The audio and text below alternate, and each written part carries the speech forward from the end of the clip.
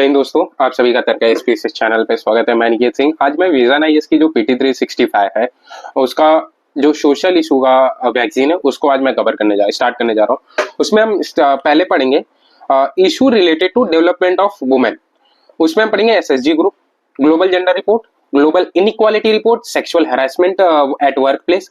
SSG में हम क्या पढ़ सकते हैं कि एसएसजी कब आया, एसएसजी कौन से मिशन के अंडर है, ठीक है।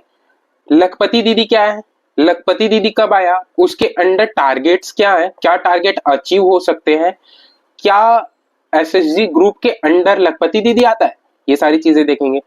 ग्लोबल जेंडर गैप रिपोर्ट देखेंगे कि इंडिया कहां पे स्टैंड करता है, टॉप कंट्रीज कौन सी हैं, प्लस लास्ट ईयर इंडिया की क्या रैंक थी, क्या डायमेंशन होते हैं जिसपे ये ग्लोबल जेंडर रिपोर्ट बनाया जाता है, कौन सा इंस्टीट्यूट, कौन सी इंस्टीट्यूट ये निकालती है। ग्लोबल इनइक्वालिटी में भी सेम चीजें पढ़ेंगे। Sexual harassment of women eight work place, इसमें हम पढ़ेंगे कि एक एक्ट आया था sexual harassment of women eight work place जो 2013 में आया था। उसके रिगार्ड में क्या क्या इंपॉर्टेंट सेक्शन है उसमें वो हम देखेंगे।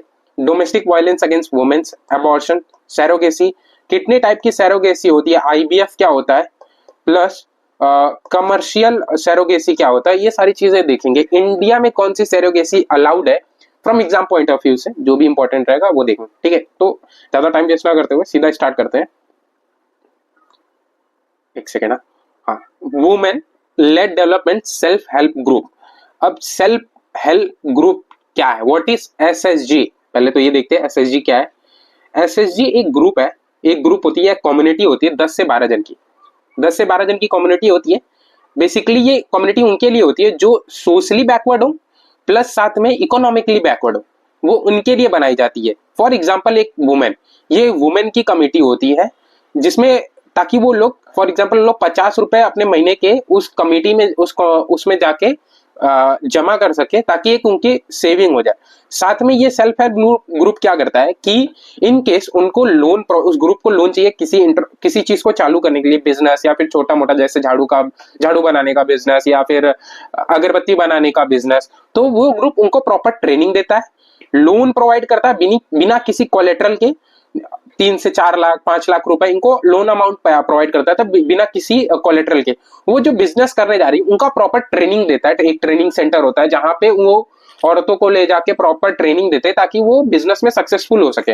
ये क्या करता है, एक एसएसजी ग्रुप का काम होता है। ये एसएसजी ग्रुप किसके अंडर आता है, ये आता है Pandit Deendayal Upadhyay national rural livelihood mission के अंडर।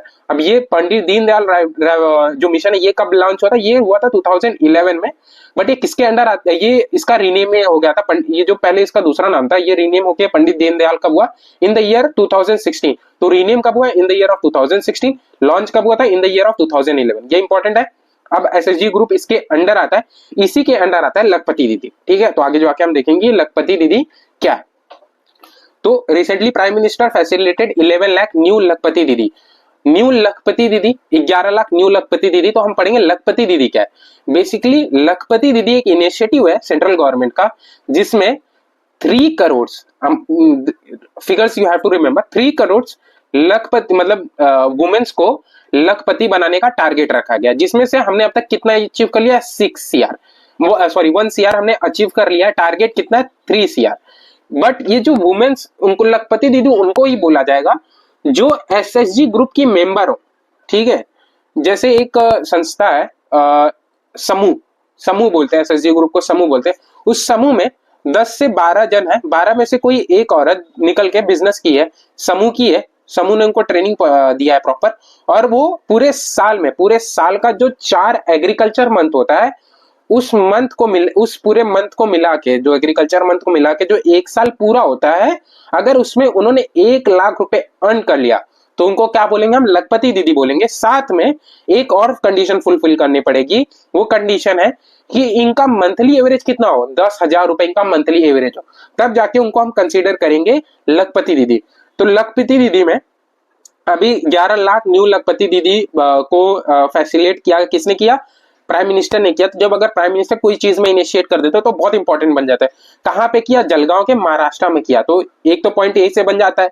दूसरी चीज, the prime minister release RF fund of 2500 CR 2500 CR, और रिमेंबर कर अमाउंट याद रखना। अब RF फंड क्या होता है? RF fund basically SSG group के लिए होता है, जो SSG ग्रुप ट्रेनिंग प्रोवाइड करता है टू द वुमेन और any who is the member of SSG, चाहे वो ST SC की कम्युनिटी हो, चाहे वो एक वुमेन है, क्योंकि वुमेन सोशली बैकवर्ड है। बहुत सारे गांव खेड़ो रूरल एरियाज में आप जाएंगे तो वुमेन्स का उतना पार्टिसिपेशन इकोनॉमिकली नहीं है, बट इसके through economic participation of women लाया जा रहा है, ताकि जो अभी आगे जाके जेंडर इक्वालिटी इंडेक्स, उसमें हम थोड़ा सा ग्रो कर सके। और women participation in any section is very important, चाहे वो पॉलिटिकल सेक्शन हो, चाहे वो एजुकेशन सेक्शन हो, और चाहे वो एम्पावरमेंट ऑफ इकोनॉमिक में एम्पावरमेंट करने के लिए। तो SSG जो ये लखपति दीदी, उसी का एक ये पार्ट है। तो अभी इसमें RF फंड क्या होता है? एक तो RF फंड जो होता है वो SSG ग्रुप को पहले तो ट्रेनिंग के लिए अमाउंट प्रोवाइड किया जाता है, साथ में जो लोन देना है उनको उसके लिए ये फंड रहता है। किसी को ओवरड्राफ्ट चाहिए, ओवरड्राफ्ट ऑफ लोन चाहिए, तो वो उसके लिए होता है। जो मेंबर है SSG ग्रुप के लिए, उसको चलाने के लिए ये सारी चीजें होती है। तो यही बेसिकली इसी को कहते हैं RF फंड। ठीक है, आगे बढ़ते हैं। RF फंड शायद से आपको समझ आ गया होगा। मैंने बताया RF fund, the RF fund is permanent fund mechanism accelerate the process of internal leading, includes the habitat of thrift credit among SSG member. Credit in the sense जो मैंने बताया लोन देते हैं बायलैटरल्स वो, और build their in institution capacity, institution की capacity भी बढ़ाने के लिए, ट्रेनिंग प्रोवाइड करने के लिए, ये सारी चीजें।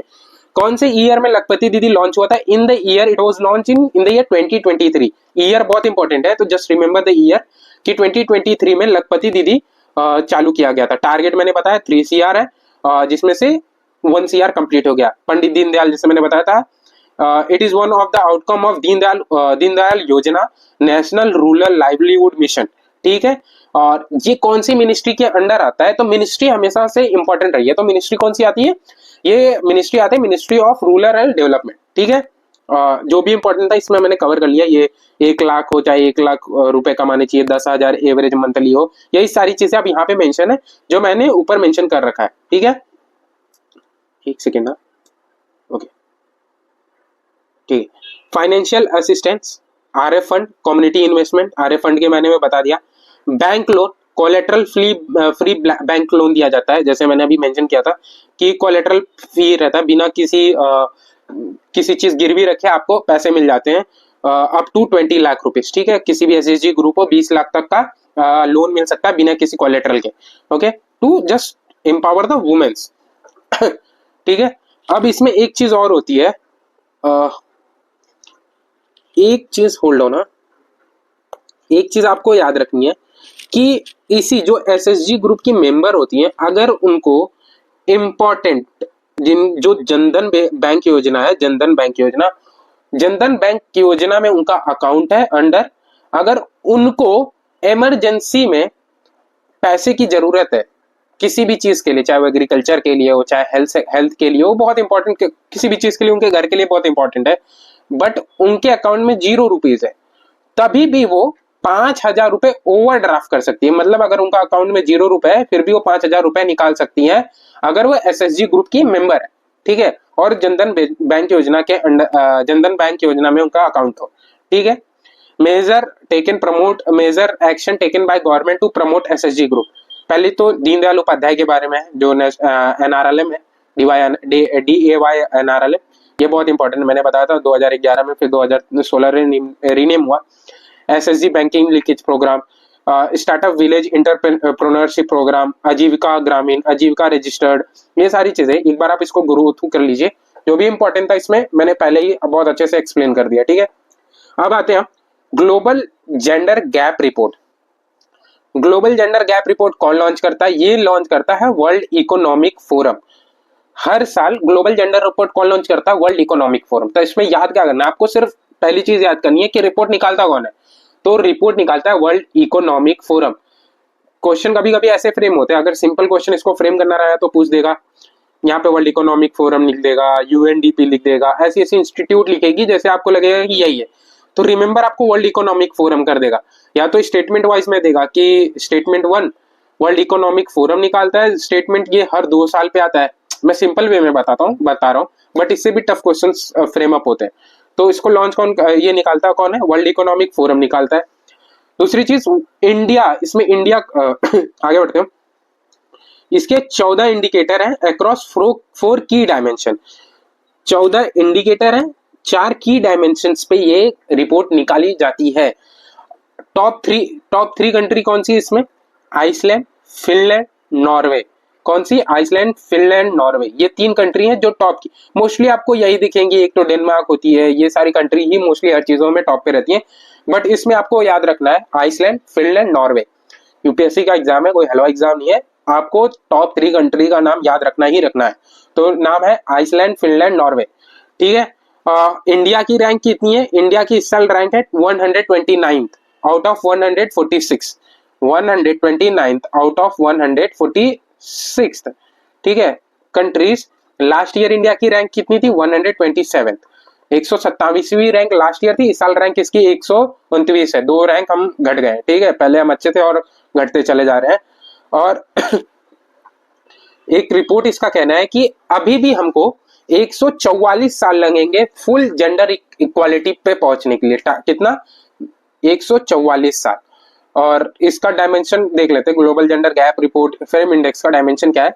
Economic participation opportunity, educational, health surveillance, political empowerment. For example political empowerment में इंडिया क्या कर रहा है कि अभी रिसेंट में लोकसभा में एक वुमेन बिल पास हुआ जिसमें बोला गया कि 33% रिजर्वेशन दिया जाएगा वुमेन्स को। ठीक है, एक सेकंड।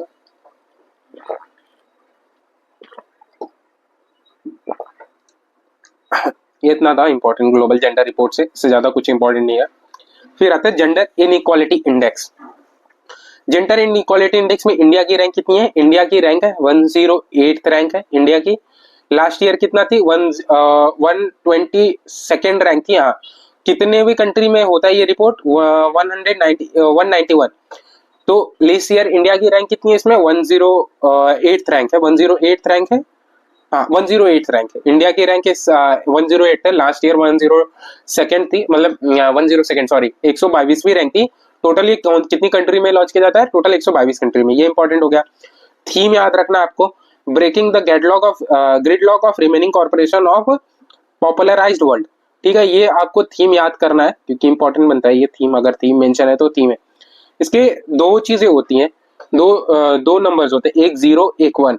0 उनको दिया जाता है जो कंट्री में basically women participation is less than, या फिर कोई और जेंडर का पार्टिसिपेशन लेस देन मैन, या वुमेन का ज्यादा है, एक किसी जेंडर की जो पार्टिसिपेशन है वो कम है। 1 उनको दिया जाता है जिनके यहाँ पे वुमेन और मैन का पार्टिसिपेशन इक्वल है। सॉरी एक सेकंड, मैंने शायद से गलत कुछ बताया। Sorry. Where women and man are equal, 0 उनको दिया जाता है जहां पे women and man are equal. 1 इनको दिया जाता है जहां पे एक कम्युनिटी दूसरी कम्युनिटी से थोड़ी सी इक्वालिटी नहीं है। बेसिकली लिखा है ना यहाँ पे 0 where women mens fair equal to 1 where 1 gender fairs as poorly as possible in all major dimension. ठीक है, इंडिया की रैंक कितनी है? 108। और टोटल कितनी कंट्री को दिया जाता है ये? 193। लास्ट ईयर कितनी आई थी? 122वीं रैंक थी। और कितनी कंट्री में 2021 में दिया गया था? 191 में। ठीक है, टॉप 3 कंट्रीज कौन सी हैं? Denmark, Norway, Switzerland. ये टॉप 3 कंट्री हैं जिनको टॉप 3 कंट्री हैं क्या? Denmark, Norway and Switzerland. एक बार आप ये गो थ्रू कर सकते हैं, मतलब मैं आपको बता देता हूँ। ये इक्वालिटी फीमेल जेंडर इंडेक्स और मेल जेंडर इंडेक्स। इसमें क्या? हेल्थ में MMR रेशियो। मेरा एक क्वेश्चन रहेगा आपसे कि जाके गूगल कीजिए और कमेंट कीजिए कि what is India's MMR ratio, और इंडिया का जो बर्थ रेशियो है वो कितना है। ठीक है, फीमेल एम्पावरमेंट इंडेक्स, तो फीमेल का पॉलिटिकल में पार्टिसिपेशन है कितना है, उससे पे पता चलता है कि जेंडर इक्वालिटी कितनी है, इनइक्वालिटी कितनी है। फॉर एग्जाम्पल इस साल इंडिया में लोकसभा जो इलेक्शन हुआ था वहां पे वुमेन पार्टिसिपेशन 74 था। इससे पहले वाला जो इलेक्शन लोकसभा का हुआ था जो 2019 में हुआ था, वहां पे वुमेन पार्टिसिपेशन कितना था? 78 था। इस साल तो और घट गया है। ठीक है, इस साल तो 74 आ गया। फिर women participation in ministry, women taking action in social empowerment, तो ये पॉलिटिकल एम्पावरमेंट होगा। फीमेल एंटरप्रेन्योरशिप, इस साल तो जो लेबर मार्केट है, इंडेक्स है लेबर मार्केट में जो एंटरप्रेन्योरशिप है, इन सब चीजों में वुमेन अभी काफी आगे आ रही है, ठीक है। ये आपको याद रखना है। जेनिस launched in Davos World Economic Forum, और इंडिया का इनिशिएटिव है, क्योंकि अगर इंडिया इसमें इन्वॉल्व है तो आप इसको ग्रो थ्रू कर लीजिएगा, इतना इंपॉर्टेंट नहीं है, बट एक चीज याद रखने का, इसमें G20 डिक्लेरेशन में आया था। कहाँ पे आया था? देवोस में 2024 में। कौन कौन इंडिया के साथ इन्वॉल्व है? वर्ल्ड इकोनॉमिक फोरम और इंडिया का ये इनिशिएटिव है। Harassment of women at workplace. Recently, Justice Hema Committee report revealed exploitation, sexual harassment of women in Malayalam film industry, highlighting the issue of women of sexual harassment at workplace. Basically, एक committee गठित की गई थी to review the what's going on in the Malayalam film industry in regard of sexual harassment. तो यहाँ पे highlight क्या किया गया है? Sexual harassment of women eight work place. तो इसके रिगार्ड में एक एक्ट है, वो एक्ट क्या एम करता है? वो एक्ट एम करता है to prevent sexual harassment of women at their work place. साथ में वो बोलता है कि अगर कोई कंप्लेन हो रही है तो उसके रिगार्ड में एक कमेटी बैठी हो जिसे प्रॉपर कंप्लेन प्रॉपर तरीके से देखा जाए। अब सेक्सुअल हरासमेंट सुप्रीम कोर्ट ने डिफाइन किया था कहाँ पे? विधि से जजमेंट में। साथ में दो तरह की कमेटी होती है, एक आईसीसी इंटरनल कंप्लेन कमेटी, दूसरी LCC local complain committee. ICC में क्या होता है? एक प्रीसीडिंग ऑफिसर होता है, दो मेंबर होते हैं, प्लस प्रीसीडिंग ऑफिसर कौन हो सकता है? Most senior women of that company, वो रहेगी प्रीसीडिंग ऑफिसर। दो मिनिमम मेंबर होना चाहिए, मिनिमम मैक्सिमम कितना भी हो। फॉर एग्जाम्पल अगर 6 मेंबर है तो उसमें से उसकी 50% जो मेंबर होंगे 50% कौन होंगी? वुमेन ही होंगी। मतलब 6 जन की मेंबर है तो 3 वुमेन होनी चाहिए, 3 अदर मेंबर होने चाहिए, ठीक है। और ये कमेटी कितने साल के लिए गठित की जाती है? 3 साल के लिए इसका टेन्योर। एक्सटर्नल मेंबर इसका कौन होगा? एक एनजीओ मेंबर होगा, तो वो इसका एक्सटर्नल मेंबर होगा, या फिर एक वैसा मेंबर जो इन रिगार्ड्स ऑफ वुमेन हैरेसमेंट के बारे में सक्रिय हो, वो इसका मेंबर हो सकता है, ठीक है। बस इससे ज्यादा इसमें कुछ पूछेगा नहीं। लोकल कंप्लेन कमेटी क्या होती है? लोकल कंप्लेन कमेटी एक डिस्ट्रिक्ट लेवल पे जो डिस्ट्रिक्ट ऑर्गेनाइजेशन होता है एक कमेटी गठित करता है, वो कमेटी होती है। जिन कंपनियों में इंटरनल कंप्लेन कमेटी नहीं बैठाती उनको लोकल कंप्लेन कमेटी देखती है, वो पुलिस स्टेशन। अब इन दोनों का केस कहाँ पे चलता है? इन दोनों का केस चलता है सिविल कोर्ट में, under the civil code of conduct 1908। बस इससे ज्यादा एक नहीं हो सकता है, ठीक है। ये देखो सारी चीजें मैंने बताया, प्रीसीडिंग ऑफिसर, मेंबर, नॉट, यही सारी चीजें इसमें मेंशन की है, मैंने आपको पहले ही बता दिया, ठीक है। External member, NGO association, person familiar to the issue relating to the sexual harassment. Maximum tenure कितना होना चाहिए? 3 साल का होना चाहिए। मिनिमम कितने मेंबर होने? 3 मेंबर इंक्लूडिंग 3, एक preceding officer plus 2 other member. ये 5 है, कोई लिमिट नहीं है, बट जितने मेंबर होंगे उतना बेटर हो। Local complain committee district level पे गवर्नमेंट जो कंप्लेन कमेटी अनऑथराइज सेक्टर्स में बनाती है उनको देगा। जिनके पास आईसीसी ना हो, मतलब इंटरनल कंप्लेन कमेटी ना हो, उनके लिए लोकल कंप्लेन कमेटी होता है। अब जो पावर ऑफ आईसीसी एलसीसी कहाँ से आता है? Under the civil code procedure 1908। बस इससे ज्यादा एक शब्द नहीं, यहीं से इतना ही आएगा तो यहीं से आएगा, ठीक है, इससे ज्यादा नहीं आ सकता। अब domestic violence against women, supreme court that the domestic violence is applicable to every woman in respect of religious affiliation or social background, protect from the domestic abuse। Supreme court ने एक केस में judgement दी है कि domestic violence जो act है वो सब पे लागू होता है, किसी का सोशल बैकग्राउंड नहीं देखा जाएगा या फिर उनका रिलीजियस एफिलिएशन नहीं देखा जाएगा, ये चीज सब पे लागू हो जाता है। तो what is protection of women domestic violence act 2005। ये जो एक्ट है ये कब आया? ये आया with the article number 15 clause 3। अब आर्टिकल नंबर 15 क्लॉज 3 क्या है? ये देता है power to the parliament to make the provision in regards of women and children.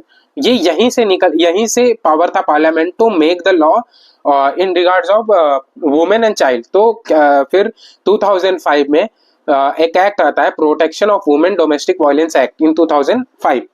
अब ये क्या है? ये करता है, ये कवर किसको करता है? All womens, may be mother, sister, wife, widow, partner in living, सबको, ये सारी वुमेन्स को कवर करता है। अब डोमेस्टिक वायलेंस क्या इंक्लूड्स करता है? What is domestic violence? Domestic violence के अंडर क्या क्या आता है? एक्चुअल अब्यूज आता है और थ्रेट अब्यूज, चाहे वो फिजिकल हो, सेक्सुअल हो, वर्बल हो, इमोशनल हो और या इकोनॉमिक हो। चाहे फिजिकल, मारने पीटने का डोमेस्टिक वायलेंस, जबरदस्ती सेक्सुअल हैरेसमेंट, वर्बल हो, गाली गलौज करना, इमोशनल टॉर्चर करना, बार बार परेशान करना, इकोनॉमिकली पैसे से किसी को पैसे मांगने का, मतलब दाउरी, बेसिकली एक एग्जांपल मैं दे रहा हूँ, दाउरी, इकोनॉमिकली मतलब बार बार परेशान करना। तो ये सारी चीजें अंडर डोमेस्टिक वायलेंस आती है। ठीक है, ये इंपॉर्टेंट था। इसमें भारतीय न्याय संहिता में कौन कौन से सेक्शन मेंशन है? भारतीय न्याय संहिता में बीएनएस जो है उसका section number 85 says about section number 85 and section number 86 says about issue of cruelty towards married women by their husband or relative. For example, एक वुमेन है, नई नई शादी करके आई है, उनसे दावरी की डिमांड हो रही है और जो रिलेटिव है और हस्बैंड मिलके परेशान कर रहे हैं उनको फॉर द डाउरी, मतलब दहेज को, दहेज मांगा जा रहा है, एग्जाम्पल दे रहा हूं मैं। ठीक है, तो ये किसके अंडर आ जाएगा? ये आएगा वुमेन डोमेस्टिक वायलेंस के अंडर आ जाएगा। ठीक है, और एक चीज, एक केस लॉ आपको याद रखना है, हीरालाल वर्सेस कुसुम नागरकोटी। इसमें बोला गया था कि जो अडल्ट मेल है, इस वर्ड को स्टक डाउन किया जा रहा था, स्टक डाउन किया गया जो पर्सन वर्ड के पहले लगाया जा रहा था। इससे ज्यादा कुछ नहीं इंपॉर्टेंट है इसमें, थोड़ा सा इंपॉर्टेंट था, जो इंपॉर्टेंट था बस इतना ही इंपॉर्टेंट था। ठीक है, आज के लिए बस इतना ही। नेक्स्ट लेक्चर में बाकी चीजें हम करेंगे। अब हमारे साथ जुड़े रहिए। टेलीग्राम चैनल है, टेलीग्राम चैनल पे हम डेली एमसीक्यू अपलोड करते हैं, आप उसको जाके देखिए। ठीक है, थैंक यू, जय हिंद दोस्तों।